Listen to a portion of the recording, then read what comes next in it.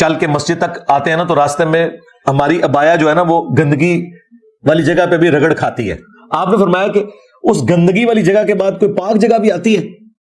کہا رسول آتی ہے. فرمایا اس سے رگڑ کھا کے تمہاری عبایا پاک ہو جاتی ہے. جب تک آپ کو وثوق سے نہ پتا ہو کہ یہ گٹر کا پانی اس میں شامل ہوا ہے اور وہ گندگی نظر نہ آ جائے، یہ سارے کا سارا پانی کیچڑ پاک ہے.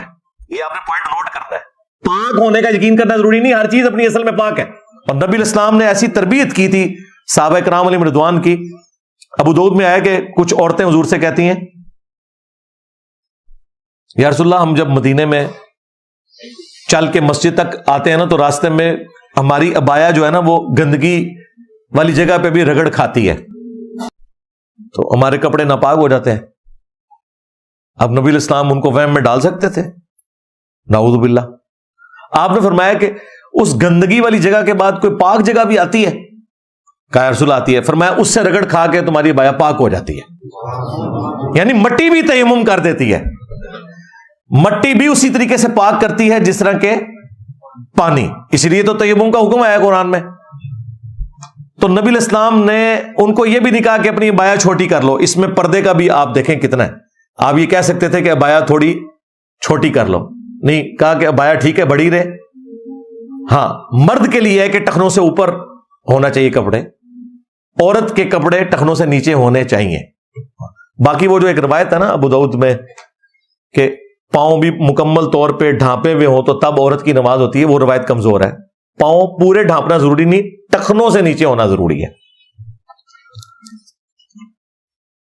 پھر وہ جو ابو داؤد میں ایک حدیث ہے جو اکثر ایتھیسٹ کی طرف سے بھی پیش کی جاتی ہے، تو حنفی دے نا اس کا جواب، ہم تو جواب دیتے ہیں. ابو داؤد اور ترمذی دونوں میں حدیث ہے کہ پانی کو کوئی چیز ناپاک نہیں کرتی.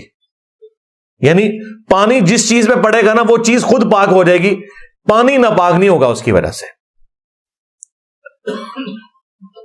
اور امام داؤد باقاعدہ اس حدیث کے ساتھ اس کنویں کا ذکر کرتے ہیں جو مدینہ شریف میں تھا. اور امام داؤد کہتے ہیں میں خود اس باغ کا جو مالک تھا اس کی اجازت سے اس کنویں میں اترا جس میں نبی علیہ السلام سے جس کنویں کے بارے میں پوچھا گیا تھا.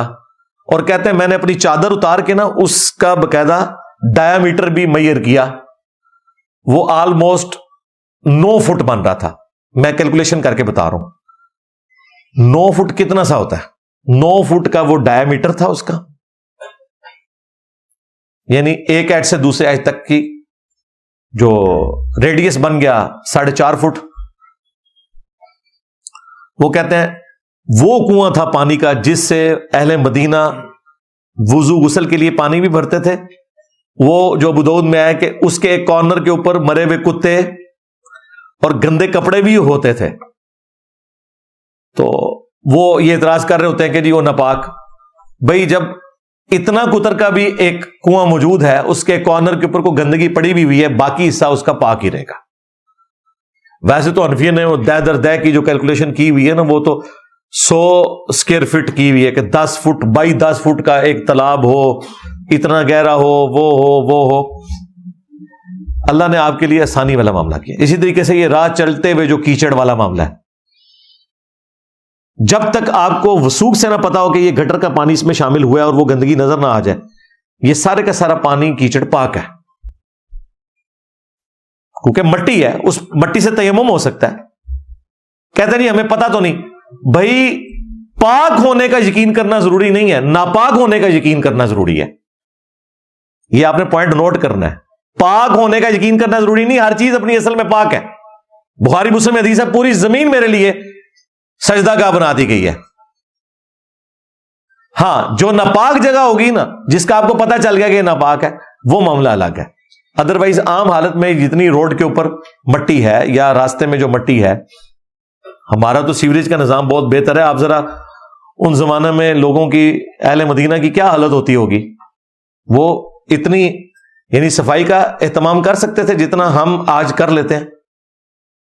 تو یہ دنیا میں اس طرح معاملات نہیں چلتے. لہذا اس طرح کے وہم میں پڑ جانا، بعض لوگ پاکی پلیدی کے مسائل میں اتنے پھنستے ہیں، پوری ٹینکیاں خالی کر دیتے ہیں، نفسیاتی مریض بن جاتے ہیں. ہمیں لائیو سیشنز میں کئی بچیوں کے بھی باقاعدہ نیچے چیٹ باکس میں کوسچنز آئے ہیں، وہم کا شکار ہیں، کئی بچے وہم کا شکار ہیں. ان کے ماں باپ لادہ سے پریشان ہوتے ہیں کہ یہ بچے دین پہ چلیں، یہ پاگل ہی ہو گئے ہیں. وہ اس لیے پاگل ہوتے ہیں کہ انہیں دین کا علم نہیں ہے. اگر دین کا علم ہو میرے بھائی، ایک لوٹے سے بڑے آرام سے وضو ہو جاتا ہے اور پانی بچ بھی جاتا ہے. لیکن جو فقہ حنفی والوں نے آپ کو وضو بتایا ہوا ہے، ایک لوٹے سے نہیں، کم از کم 2 یا 3 لوٹے چاہیے. اور میں نے کتنے بڑے بڑے علماء کو دیکھا ہے وضو کرتے ہوئے، حنفیوں کے، کس طریقے سے وہ وضو کرتے ہیں. 2 3 کیا کئی لوٹے لگ جاتے ہیں. تو ٹوٹی کے نیچے تو وضو کرنا بہت آسان ہے. ہمارے پاس پانی اویلیبل ہے، آپ کی مرضی، 1 دفعہ اعضائے وضو دھوئیں، 2 دفعہ دھوئیں، 3 دفعہ دھوئیں، تینوں طریقے سنت ہے. یہ میں نے تفصیلاً اس لیے گفتگو کی کہ یہ وہ مسائل ہیں جن کی وجہ سے لوگ مصیبت کا شکار ہوتے ہیں. اے خدا جس نے کی جستجو مل گیا اس کو تو سب کا تو ہے